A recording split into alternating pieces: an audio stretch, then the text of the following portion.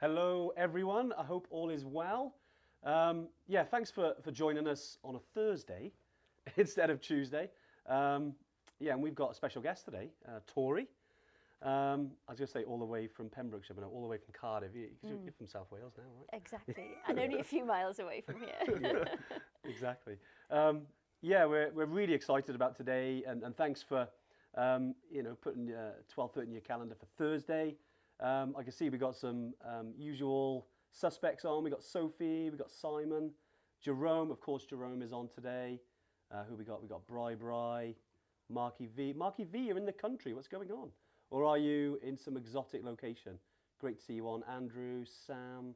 I'm going to guess that Marky V's in Cambodia. He's always somewhere in there. Asia, isn't he? In a, just to be ultra prepared, I haven't put my glasses on. So you can't read this. Absolutely not. that's may as well be hieroglyphs. I know. Well, I can translate for you. Anyway, like I said, really excited to have you on today, Tori. Thanks for coming into Evertrek HQ. And yeah, it'd be great to. I know we're going to talk. Obviously, we're going to talk about mountains and Everest. But it'd be nice to hear a bit more about who Tori is. You know, maybe how it started. Maybe what got you into what eventually led to Mount Everest and mountains, and just tell us a little bit about yourself. Yeah, sure. Well, thank you for the invite to come in. Hey, anytime, Tori, you want 12:30 on a Tuesday, usually you can just turn up. Sorry. Well, yeah, no, it's great to be here, and wow, yeah, I'm feeling quite old now. No. Some of these things are a long time ago, but I mean, going back to where I grew up in West Wales in Pembrokeshire on a farm. So, just from those early years, had such an outdoor way of life and had to get used to going out whatever the weather. Yep. Which I think is a key skill, really, when it comes to... Yeah, definitely. I'm working on it. Working on it. Cold water, Dave. Yeah. So yeah, loved exploring, lots of classic kind of kids adventurous stuff, building dens and bridging streams and building go-karts and just raiding, my dad's workshop for whatever we could find. And getting into scrapes as well, getting things wrong. Yeah. And also I think one thing I reflect on quite a lot is farms are dangerous places, and so that judgment of risk as well, like learning to take responsibility for yourself. Yeah. You listen to what your parents tell you, but also you're out there playing on your own, and you've got to use your eyes and look at what's going on. See, I love that. It is amazing when you send people out, because now I think maybe we're a little bit more protective as a society as a whole. But I didn't grow up on a farm, but I grew up in Newport, which meant that you had to have a similar level of self-awareness for your own safety. But yeah, I love that. The idea that you can go out, get into trouble, get into scrapes, come back, learn from that, and think, I won't get caught next time because I've learned that, or do that. Yeah. So so do you think you've always had that then, ever since you were a kid? Do you think that the farm was your first sort of Himalaya, that was your first area for adventure? The farm was just brilliant. But what's interesting is that, so I have a sister, and I was born in a blizzard and she was born in a heat wave. Okay. And if you look at what we love to do now, I'll head for the cold and she'll opt for the beach holiday. Yeah. Interesting. And, is there something in that? I don't know. Yeah.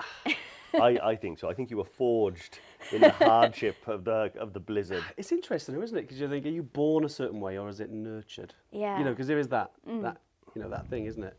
About especially your early years, what you're into, and certainly for me, my dad used to play football every Saturday and Sunday, in every weather, and I think it's one of the reasons now I don't even think about the bad weather. It's just a thing you deal with. Obviously, like you said earlier about danger and managing certain things, I had to manage that on the sidelines about freezing to death watching my dad play football.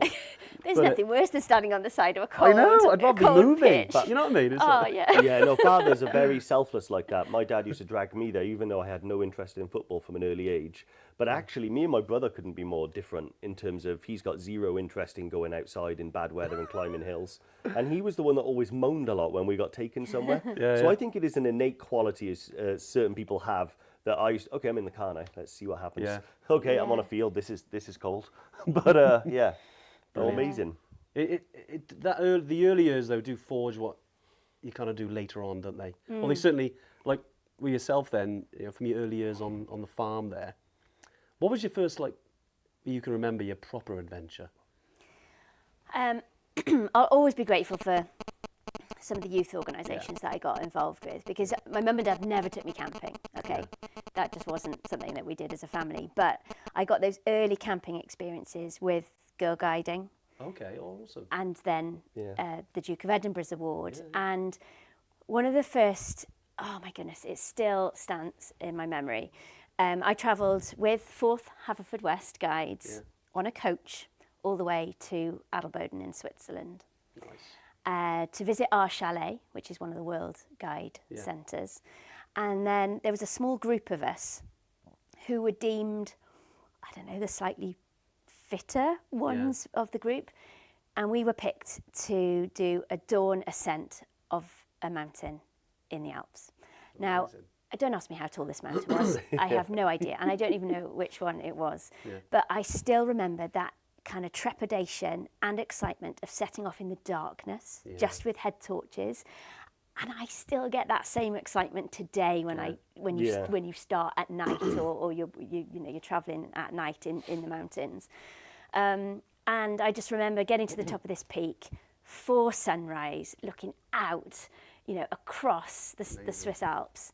And I just sat in awe, and there's a picture of us all just sitting out, looking at the view. And it's never left me. And I think without realising it, that was something that I was chasing, from, I think I was 13 years old. Wow. So there was the seed was sown. Yeah, absolutely. About future sunrises. 13. What's amazing though is about 7 years later? How old were you when you were? 25, right? 25. So I remember being 25, and I can't reconcile my experience as a 25-year-old with yours. Must have been so wildly different. I'd love to know what initially set your eyes on the sort of Everest, the Himalaya at 25. Because you were the youngest British female to summit Everest. You were the first Welsh woman to summit Everest. So you got two there. Just for nice one. flying on the summit, by the way. I did. Yeah, for a lot of people, it's a childhood dream, but it wasn't the case for me. It never popped into my mind that I might one day, have the ability to do that. For me, it was this gradual process of picking off slightly bigger challenges all the time. So from my Gold Duke of Edinburgh's Award, well, what's next? I can walk 50 miles. What else can I do? Then I joined British Exploring, longest running youth expedition charity in the UK. There I met two other women who we found out about this race to the magnetic North Pole. This was going to be 360 miles on skis across the frozen sea ice of the Arctic. And no all-female team had ever made it to the finish line of this race before, so there was loads of incentives to do that. And so that was the next big thing for me. I had to learn to ski, which I did in the space of 9 months. You just learned... I just learned last year, And as I said, I'm probably the best skier in Newport now. You did well. There's I three taught of him in us. Andorra. And Andy was my instructor. Brilliant. That took me... In fact, that taking on the Polar Challenge was almost a bigger step for me than committing to saying, I'm going to try and climb to the summit of Mount Everest, because it took me from someone who was relatively sporty at school, competitive, yes, to someone who all of a sudden was doing something that I just read about in books or saw on the television. I saw these people dressed in all the gear, for the Arctic, and before I went and did it, I thought to myself, I want to be that person. I want to be in those pictures. And so having come back successfully then from the Polar Challenge, we came 6th out of 16 teams. I suddenly had this, completely new sense of what was possible. However, it was my boyfriend at the time that said, well, what about Everest? And at first I said, no way. No way. It was too big. I thought the risks were too great. I just thought I could never do that. And then I discovered that no woman from Wales had ever climbed to the top. And what that did was it was a coming together of these feelings that I'd had growing up at school, where I'd seen my peers represent Wales in various sporting activities. Yeah. And I'd always kind of admired people who'd flown the flag for their country in many different ways. And it was this coming together of my love of the outdoors, of the mountains, of challenge. And hang on a minute, I could potentially just maybe, do it, maybe. Amazing. That's maybe amazing. I love that, the idea that it starts off small. You know, it starts off as a pebble, and then all you got to do is just give it a little push, and then just by a process of doing what it's doing, you know, you're going to achieve bigger and greater things. And I think that resonates a lot with me, Andy, and our customers as well. I was going to say, on my wrist there it says, what does it say? Started as a pebble. Yep. Yeah. It was from Jen when we first met. I still got it, I know. Cheesy. Yeah. Started as a pebble, turned into an avalanche. But we won't talk about avalanches. Oh, no. Yeah. I was going to say that. We don't talk about the that avalanche. It doesn't say that on the wristband. The avalanche. No, it doesn't. But I think a lot of people resonate with that, because when they are at home, and I was I had an idea in my mind from a very early age that I wanted to go out and do stuff, but I don't know why, but for whatever reason, I think I felt the pressure of needing to get a job and needing to earn money, and I didn't choose a life of adventure right away. It came when I was probably closer to 30. And I remember now, looking back, how big the challenge seemed in my own mind just to book on a trek, because it was always something that some other people had done. But actually, now in retrospect, I realise that it was a very easy and small thing for me to do. But overcoming that first mental hurdle is amazing. And there was something I did mention it earlier when we were meeting, and I try not to give away all the gold. One thing I saw on one of your talks was, imagine what you could achieve if you knew you wouldn't fail. And I thought, that's an outstanding way to look at it. If you had that mindset from the beginning, and you started everything you did with that mindset, even if you did, you know, fall short on a handful of occasions, you'd look back at a lifetime's work, and what you would have achieved would have been outstanding. It's that fear of failure that stops so many of us going for what we really want to go for. Yeah. But that fear is a good thing. You know, fear is what keeps us safe. Fear is what keeps us focused on the goal. Yeah. And you know, in taking on Everest and many of my challenges, there has been an equal amount of excitement and apprehension. And that apprehension, it's all wrapped up in that fear of failure. What if I make a fool out of myself? Yeah. It keeps you on your toes, doesn't it, I suppose? And I think a lot of Evertrekkers who are on here now, you know, they would, I know some of these challenges are very different, but they're their own Everest. You know, they go into Everest Base Camp, summiting Mount Toubkal in Morocco, even if it's Machu Picchu. You know, it's a goal that's there, and it does keep you on your toes in terms of your prep for it. Certainly, you mentioned there about the danger. It's good to have a little bit of fear, because it protects you, keeps you safe, doesn't it? Especially when it focuses on your mind. You're crossing a ladder, for instance. I'm sure you do that in the house, you're painting whatever. But going across a crevasse, where, you know, on the ladder, you focus on each step at that moment in time. And I can imagine then as you got higher, I think you know that the danger's there, but you manage it. Like you can manage that danger in a lot of ways. And I think what you're sort of saying there is, on Everest you've got to cross ladders, and it is about each individual step. And when you're setting yourself a big goal, often you're thinking too far ahead. Yeah. You're worrying about what might happen in the future. Whereas you've got to ask yourself, what can I do today that is going to positively influence the goal that I have set myself? And it's about doing really, really small things. Yeah.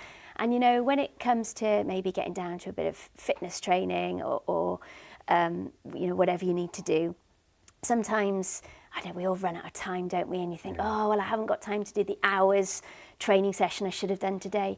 But if you can't do an hour, do half an hour, do something. Yeah. You know, don't beat yourself up that you haven't, you know, managed it. Yeah. Something is better than nothing. And if you can just inch yourself towards your goal, you'll get there. I love that. There's an amazing book that was recommended to you by Jen again, actually. Well, recommended to me.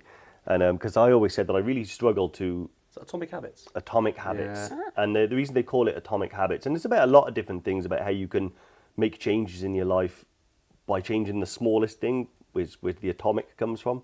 And it does say that by adopting the mindset of, do you know what, I'm going to go out for a 5-minute walk today on lunch, and that's how I'm going to start.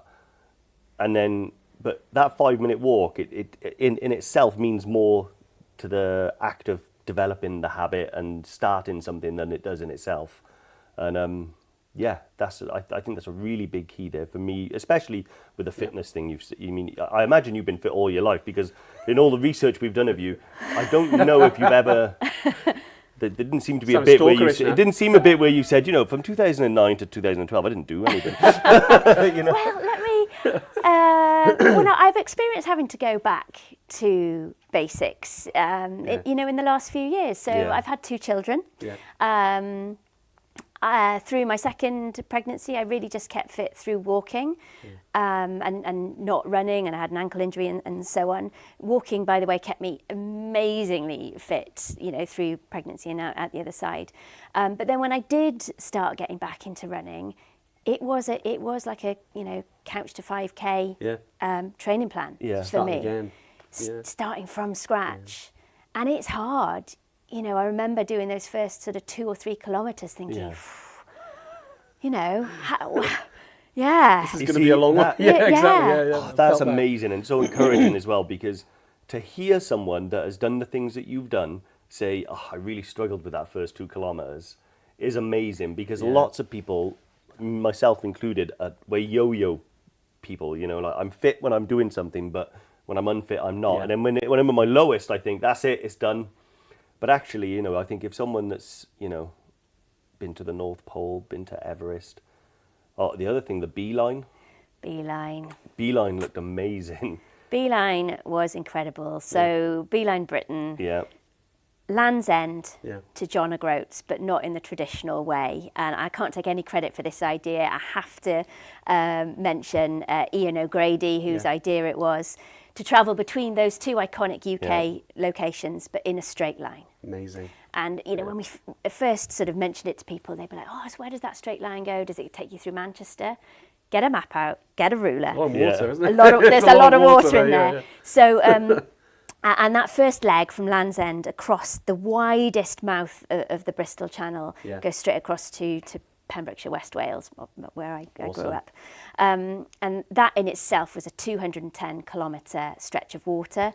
We were told by some really, professional, experienced sea kayakers that it was not possible. There's your fuel. Exactly. And this is where it was a really different challenge for me, because people before me had reached the summit of Everest. People before me had got to the magnetic North Pole in this race. Yeah.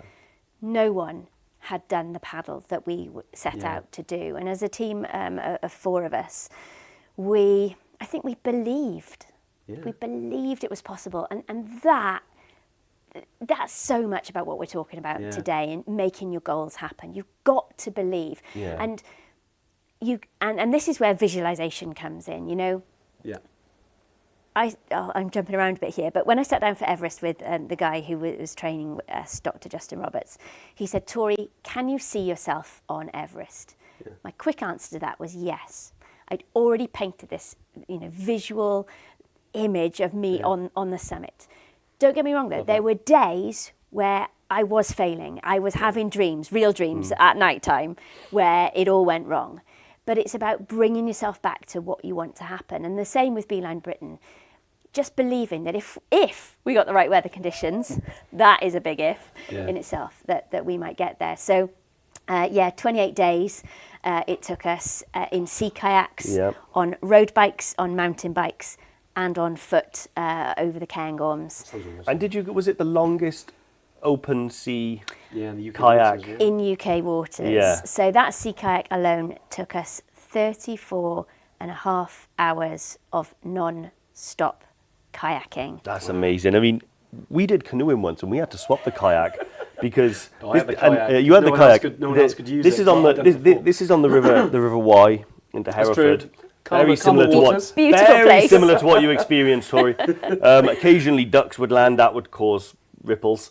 And I had a go in his kayak, and I think half an hour later, I was like, my back is killing me. I want to get back in the canoe. I don't think it was quite your size. So 30, how many hours? 34 and a half. So what do you do for 34 hours in a kayak to keep yourself from saying, do you know what? This is done. They were right. Yeah. We talked a lot of nonsense. Yeah. Yeah.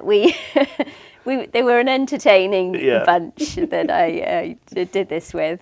I mean, yeah, we sang songs. Yeah. We sang One Man Went to Mow a Meadow, but a slightly different version. Yeah, yeah. Can imagine. Yeah. And whatever you did, he got you through it. Yeah. Yeah. But yeah, there were dark times. There were times when I was falling asleep, but like this, you know, and trying to paddle, and Ian would sort of get his paddle and like hit me over the head. Wake up! Come on, I'm dragging you here. That's it. You expect rough seas, weather, darkness, tiredness, and then concussion from your partner. But that's epic though. I mean, and again, there's elements of danger in that as well. You're in open sea. You know, it is obviously weather can be a big factor. Tide. There's a lot going on there, isn't it? And it's not easy. Loads. It's not an easy 200 kilometres. No, we started off with unprecedented weather conditions, as in good. You've never seen a sea so flat and calm. I mean, I know for sure that sea kayakers wait sometimes years to get the right weather conditions just to paddle from Ireland back across to Wales. We lucked out. The guys had done a lot of research into which time of year would be good. Yeah. May was chosen. We pinpointed the 18th of May. In the end, we had to frantically pull everything forward by 24 hours. But yeah, about 24 hours into our paddle, the sea conditions were really at the limit of what we could handle. And had we capsized, it would have been game over. Dodgy, Yeah. Fair dues, epic, guys.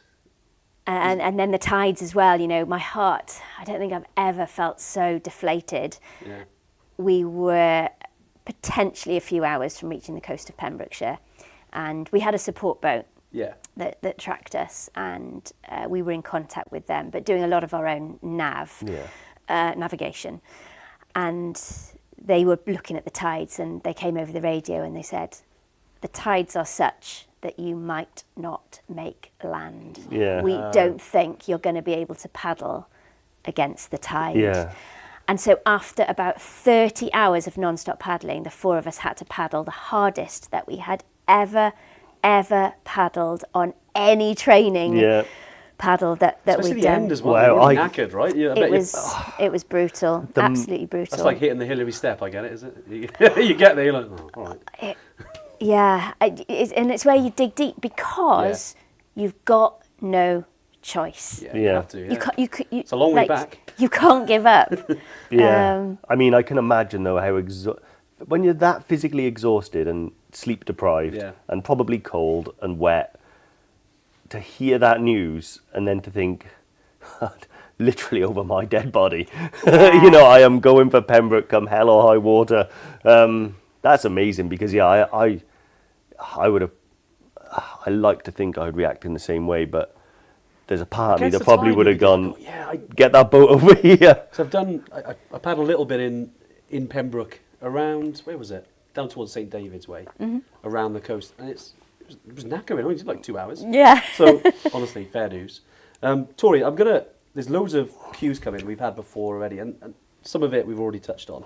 So we're going to jump some questions if that's all right. Thank you. And to everyone on the live as well, any questions, do drop them in the comments just so we can just chat about some of the subjects I'm just reading. Yeah, sure. So, some of the comments as well, just around what you're saying. What was that book called again? Atomic Habits. Atomic Habits. Monique was asking. It's not strictly about sort of exercise or anything like that. It's just about adopting new ways and mindsets about how to change aspects of yourself. So they touch on, you know, quitting smoking and things like that. No journey starts without the first step. I love that. Yeah. One of the things is to like change what you said about visualization. Like if you see yourself as someone who has summited Everest, the chances of you being able to summit Everest a lot more. And they talk about that in the book, you need to see yourself as a non-smoker or as someone that can run a marathon right at the very beginning before you've even done anything. Yeah. Visualization. Yeah. Shelley Nix has asked a question. Yeah, Shelley's got a few. She's asked I'm gonna go for the top one. Which were your toughest moments on Everest? Ooh, straight into it, isn't it? Yeah. I mean, the headaches that you have to cope with, that acclimatization process. And I think, some of the hardest moments were before base camp. Really? Whether that's just me and how I acclimatize. Yeah. Because then, you get to base camp, that's at about 5,300 meters. Yeah. Then you've been in the pool for, over 2 weeks and your body is adjusting. It is making more red blood cells. Yeah. So those headaches, on a daily basis, just getting out of your warm sleeping bag every morning. It's not the hard stuff that we might perceive, but when the inside of your tent is caked in ice, and because that's when it's really uncomfortable. Once you're trekking or climbing, and you've created that lovely kind of constant, warm, temperature, and you sort of microclimate within your clothing. You're good. But I think, one of the most challenging moments on Everest was when our team had come across a fatality. Yeah. It was it was on the way from Camp 2 to Camp 3, and tragically, a climber had been knocked off the Lhotse face, and for quite some time, over 24 hours, I didn't want to be there, and I just thought, this isn't worth it. Yeah. I think it reminds you, because obviously we go to Everest Base Camp, we do other peaks, but and you want to manage that danger as much as you can, but it certainly reminds you of how dangerous mountains can be at any point, and it is part of it, isn't it? I mean, Everest, unfortunately, every year there seems to be, especially earlier this year, a lot of fatalities, and even with benefits, technology, equipment, you'd like to think better planning, but unfortunately things just can happen, can't they? Yeah. So I can imagine that must have been playing on your mind for a while. Yeah, definitely, must have been quite tough. I did. I really considered calling it a day and going home. I think as well, as humans, we do protect ourselves, don't we? There is an element of self-preservation. Not quite denial, but it's like there's a belief that won't happen to you. Yeah. And then when you're confronted with it, I think anybody would have those doubts and start to think, wow, if that happened to that person, and I'm here, maybe, because for me, I often get like an imposter syndrome feeling when I'm taking on my biggest challenges, and sometimes when I see things like go wrong, I think, wow, why am I okay then if that happened? But actually, I think given time, you can process that and get back into your routine and do what you did. So but that must have been tough. Must have been really tough. You'll bring it a different way now. There's a question from Bri, which I think is really important to ask. Did you have a beer in the Irish bar in Namche?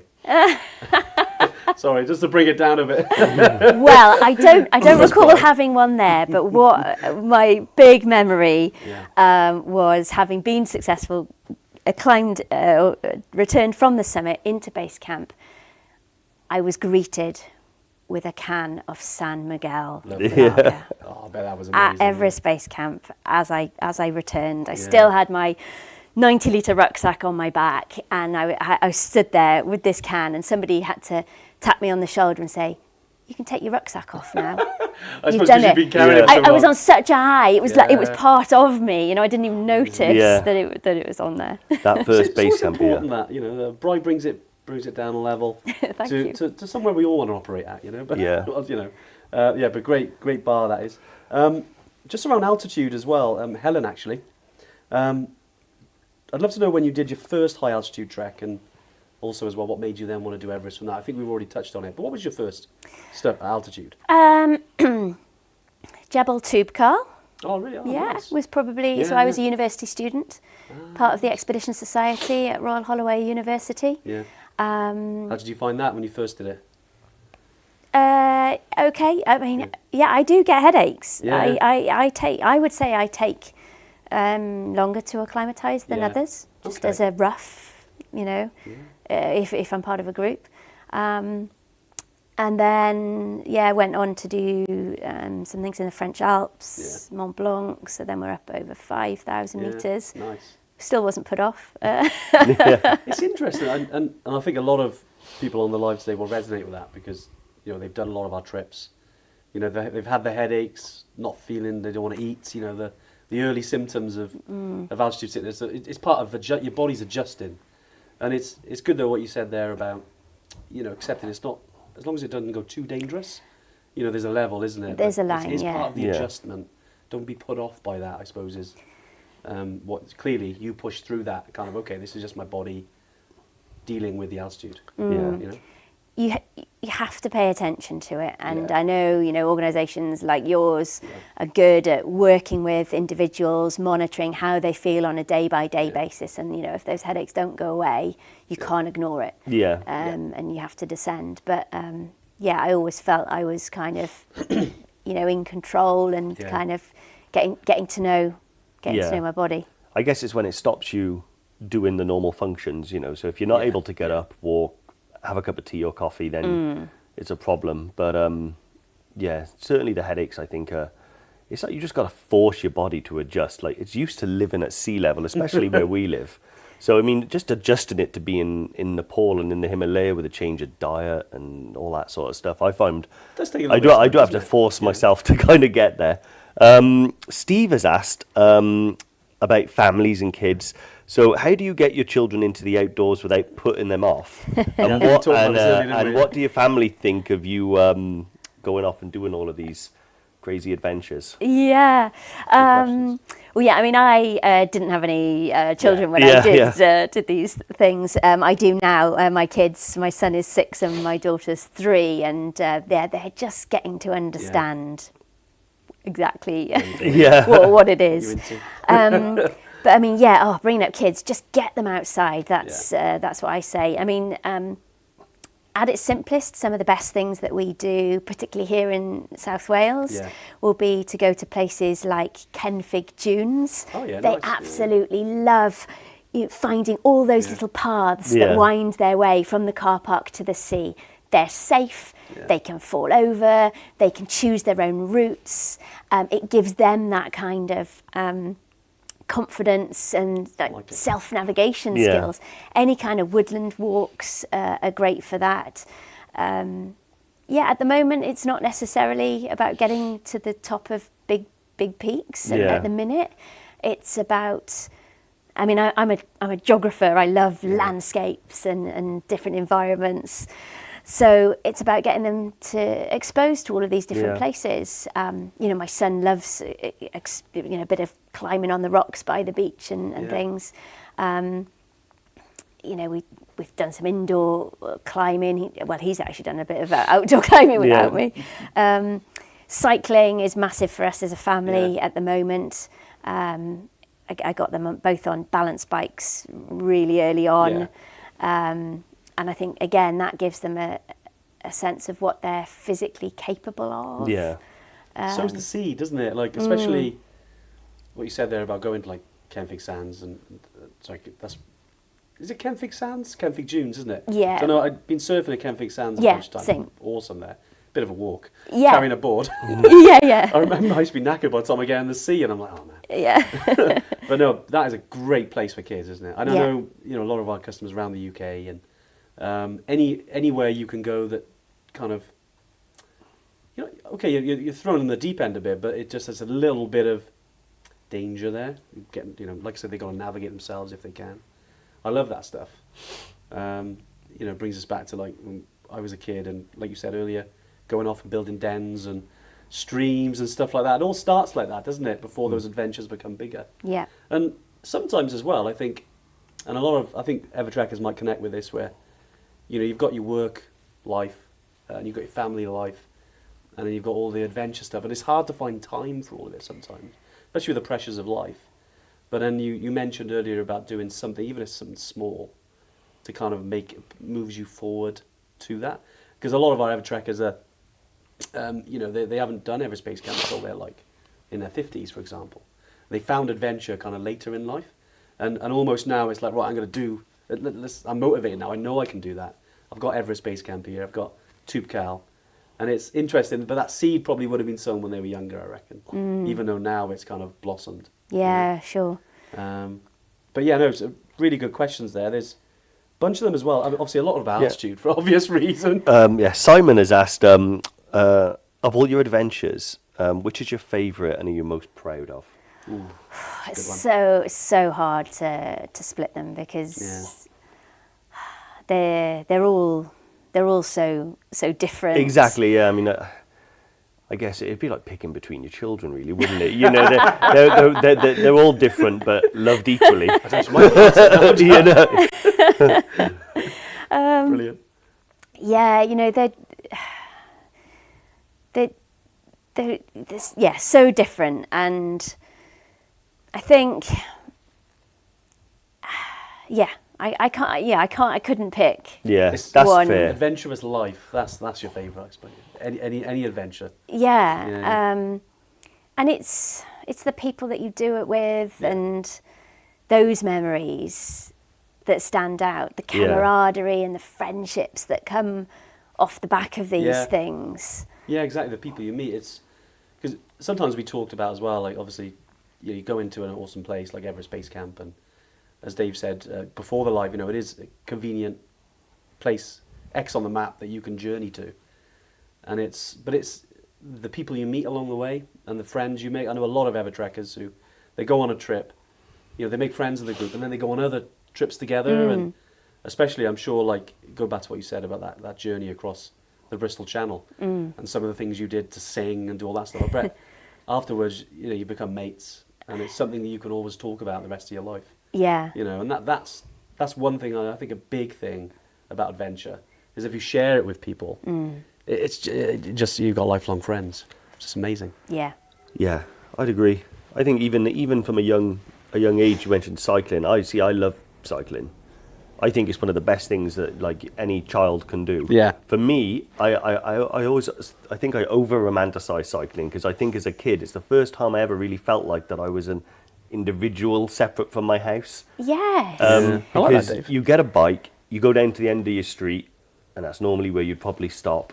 But you take a left, you take a right, your mum can't see you anymore, and then you realise you're alone on my bike. And for me, I always think that was probably the first adventure I ever went on, and it was probably a mile from my house. Yeah. And you know, no one was there to help me if something happened, and it felt exhilarating. Yeah, it's that independence, and I really do believe in the joy of riding a bike. Yeah. You know, I've cycled the length of New Zealand with Awesome. with a. I knew you'd have to take it that far. Which on the in terms of the level of challenge, it wasn't perhaps as extreme as some of the others, but my goodness, what a journey. And traveling by bike allows you to really take in things around you at a speed that, you know, the brain can process.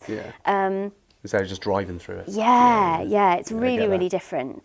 And a lot of the things I'm doing at the moment are around cycling. So I've set up a bike bus at my son's school together with some other brilliant parents and teachers from the school, all volunteering to get young people on bikes, enable them to cycle to school. And have an adventure before 9 o'clock in the morning. And we have music. Why not? Which bit of Prodigy on the way to. Well, yeah, don't joke. I mean, it's all about. If it motivates you. Right? We got a lot of questions. I'm conscious of time, so I'm gonna fire them at me. Yeah. Quick fire.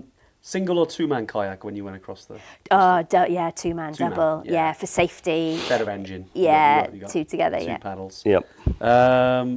Next challenge. We haven't talked about that yet, have we? What's next on the horizon? I'm going to keep doing lots of kind of mini adventures, and lots with my family at the minute. The challenges that I really want to get stuck into, I've just mentioned cycling, are that the kind of habit change that needs to happen to make our towns and cities more cycle friendly, get nice. more people in bikes, less cars on the roads, less air pollution, less congestion. There are so many journeys that could be done by bike, and that's a challenge to get people to get on board with that. And I think we can convert people and definitely loads of other and places show have done them. it. So that that's where challenge lies for me at the minute. Amazing. Douglas has asked, if Everest was the same oxygen levels as sea level, what would be the hardest part of the whole expedition? That's a good question. How you doing? So excluding altitude from the challenge, what was the hardest part? Oh, well, that's a good question, isn't it? Yeah. It's like, you're right. If it was a sea level, obviously it'd be easier. But yeah, with the icefall, what was your experiences like going through the icefall? Yeah, I mean it is a terrifying place because it's so uncontrollable and unpredictable. Yeah. I every time I went through it, and that was 10 times in total. Wow, really? I suppose because of your rotations. Yeah. I breathed a sigh of relief when I got through it. So that, and just the weather, and the cold, and still, the exposure. Yeah, I suppose when you're up and there's a big drop. Yeah. That's a bit of a drop there. I guess it's hard, isn't it? Because you do it in sections, it's almost like, well, that was the hardest part of that bit, but that's behind me now. It's true. Yeah. No, this is so a Sherpa that summited Everest a couple of times, I asked him what the icefall was like. And he said, what was his example? It was quite poetic. He said, it's like walking through a lion's cage. You know the lion and it's relatively friendly, but at any point can you truly trust it. Yeah. And that's really good. It was something along those lines. It was very poetic. And I remember thinking about that. And I've only been to the foot on a base camp trip. And what I don't think you get is a sense of scale.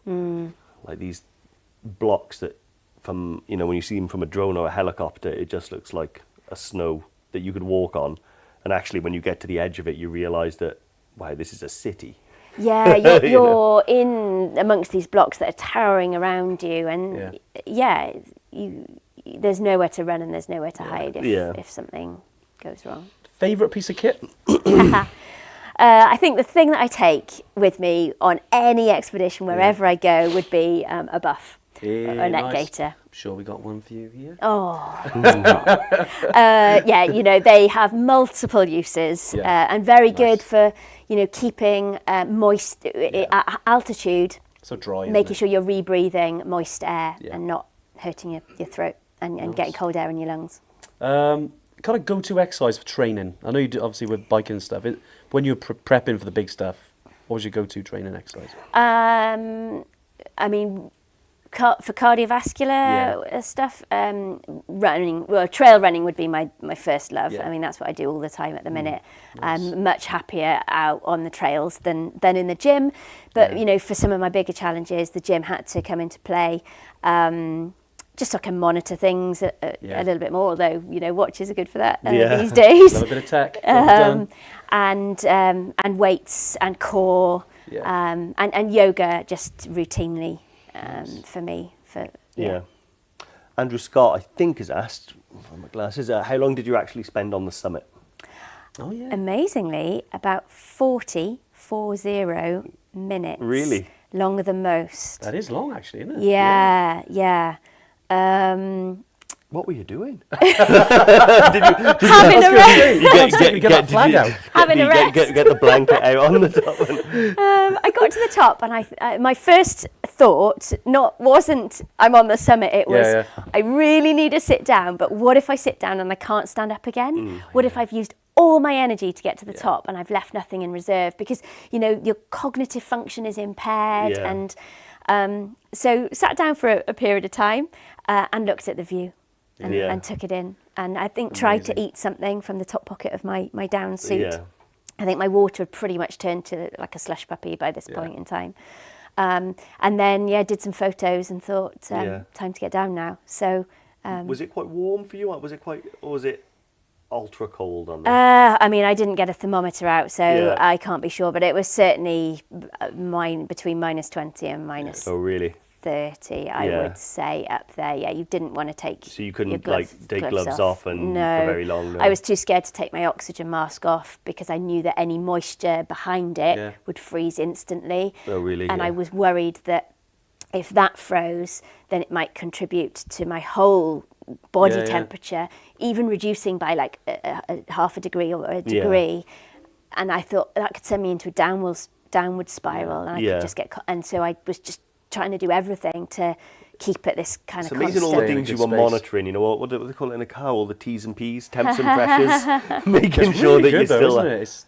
It's to think about your body that way, where, you know, naturally as human beings, we don't kind of behave like that, do we? But on these challenges, it's almost like there's systems that you want to almost think about to protect, obviously, yourself. And, yeah, it's interesting stuff, that, because I've heard if you're wearing a mask for a considerable amount of time, there's an urge to take it off and just be natural. But I suppose when you're at Everest, you can't just do that. Yeah. You know, because otherwise, you know, like you said, it could spiral into something dodgy. Yeah, so even the little bit of video footage that I've got, which I did to camera on the summit, I've got my mask on and I'm just shouting over the noise of the wind. Yeah. Because it was windy. Yeah.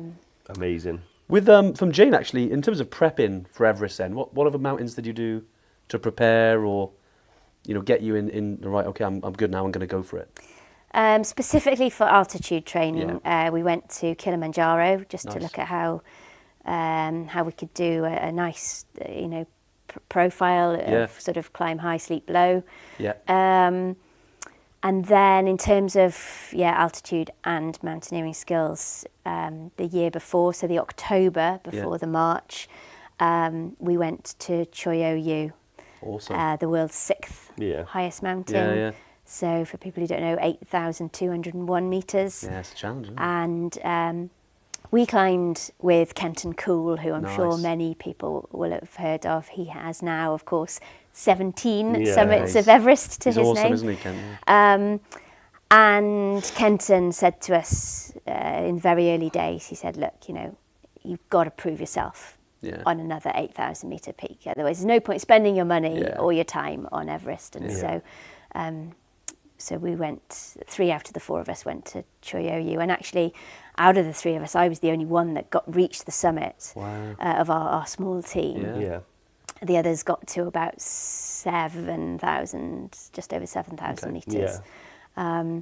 But for me, it was the thing that really made me believe I could do it, because I got to the top of Choyoyu, I looked across the Himalayas, and I then saw the summit of Everest. Pretty much pen of hand then on top, isn't it? It's like, it's like so 12 left then. Oh my goodness. First Welsh woman to do all 14. I'm just going to say it. Yeah. I mean, these bucket lists, they're there for the taking. I don't know if that's where I'll go, but who knows? Who knows there are just so many adventures, you know. I'm excited about the adventures that I haven't done in Wales, let alone elsewhere in the world at the moment. It does remind you, doesn't it? You can find adventure in many places, and although climbing Everest is awesome, there are so many other places you can go as well, and other mountains, other areas. You know, obviously Everest Base Camp is great, but there are, like you said, Kili. You know, there's other places that you can go and challenge yourself. Obviously, if there's a first there, was it first, furthest, or fastest? Is that what it is? All Should the be Fs. all the Fs. Yeah, it is, isn't it? Yeah. I know we were talking about before. If there's something there, it does give you that. Ooh, I'd like that. Yeah. You know. Someone asked actually around books. Have you got a? Do you reckon you've got a book in you? So about all your experiences? I have written a short book. It was part of the Quick Reads series Nice. called Peak Performance. So that's specifically about Everest. Yeah.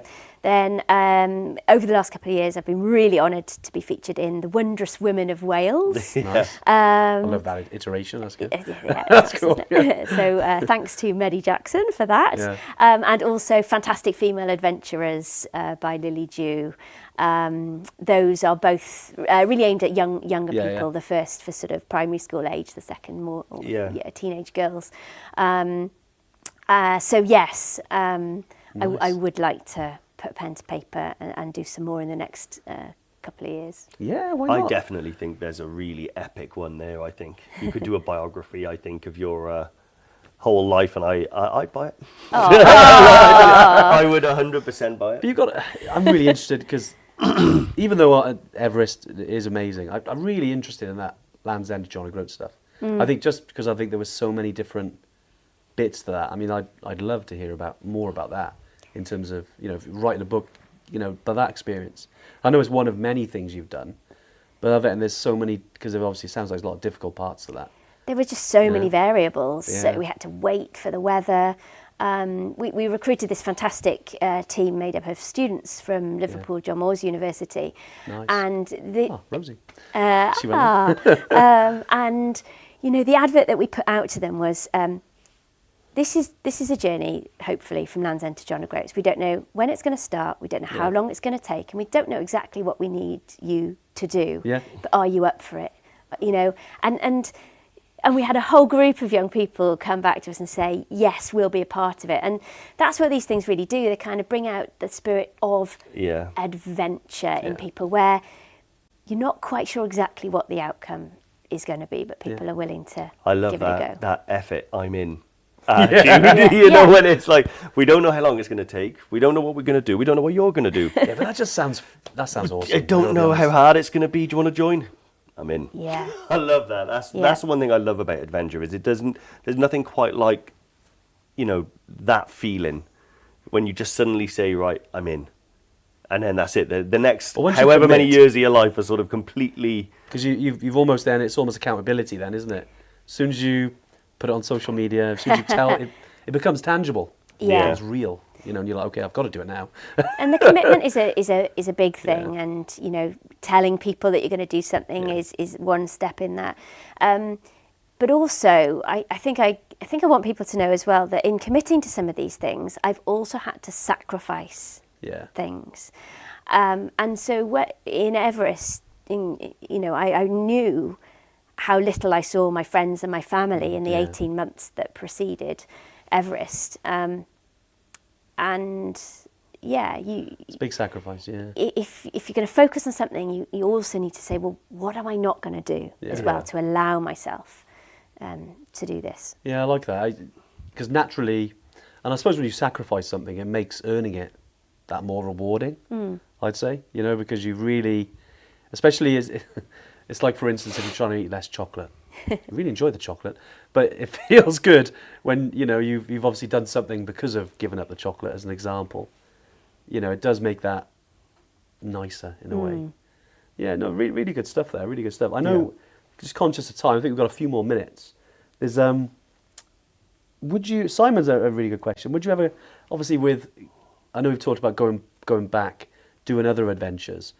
Is there ever any possibility of another Himalayan peak? Well, you never know. Yeah, I mean, I'd love to. Yeah. I'd be there tomorrow. Yeah. For me, at the minute, I'm at a different chapter in my life with family and kids, and that's just how I want to do it. Yeah. And to give my kids and hopefully their friends, some really cool experiences, and to help them, because adventure, my goodness, there are so many different tribes within the adventure world, aren't there? You might be a mountain lover, you might be an oceans lover, and to help them kind of navigate their own way in amongst all of this. There are so many different things you can do, and even within a sport, even within cycling, for example, you might be a roadie, you might be a downhill mountain biker, and it's finding your thing and why it makes you tick. Nice. Yeah. You know, road running versus trail running, all of, you know, this kind of stuff. That's amazing. Yeah, you've lit the torch and now you're handing it over to them to do with whatever they wish. Yeah. And I think that's great. And I think they will discover downhill mountain biking is the correct Clearly, form of cycling. I was a roadie for 3 years, and you almost got run over, and you're like, right, not again. no, I was like, if I'm going to hurt myself, it's going to be my own stupidity. But honestly, I loved it. I used to ride back and forth to Cardiff to work every day. But then I stopped going there. My commute to Reading was too far. That is it's a bit far. That was it. It can be done. So mountain biking is now. Anything is Now I love the woods and the forests and stuff like that, and watching it change throughout the year. I've never been more acutely attuned to the changes in the seasons as when I started mountain biking. Okay. You know, I can't. This time of year is great. All the mushrooms and stuff that are in the, September and stuff. Say, you get those red toadstools and stuff. It's amazing. Well, look, it's been awesome having you on, and there's a lot of awesome advice there as well. Like just some of those bits. I know a lot of people, a lot of Evertrekkers got different challenges that they're facing. Certainly now is like the training. Some of them have just come back because we just finished the autumn trekking season in Nepal. Literally, I think our last group at Everest Base Camp I think they've got a couple more days, then they're back. So yeah, it's been a busy time, but they got the future stuff. So I'm sure they'll get a lot of value for that. So thanks for coming in and joining us. Any final words, Dave? No, Tori, it's been great to hear your story. I can't wait for that book. Jerome's got a good title for it as well. He said, what is it called? The History of Climbing. Jerome, Thank you. We call Jerome the designated rock There you carrier are. because he collects rocks. And we'll save that there, so he's not going to come for any credit or anything like that. We've got it that he's given that away. But no, Tori, thank you so much. It's been amazing to hear your story and find out about all the things. Keep us up to date with everything you're doing in the future. Definitely. I will, and I'll be following your progress as well. Yep. Thank you. Awesome. Well, have fun, everyone. We'll be back. We Back next week. Yep. Still live, Zach, I take it? Yep. We haven't got the button now, so we're going to have to go. I know, we're going to go. Thank you. You can do it for us. This is where you fade us out, Zach, and put some music on. No, great stuff. Thanks, guys. Bye, We'll see you. everyone. We'll catch you next week. Be back at Tuesday next week, 12:30. So yeah, we'll see you there.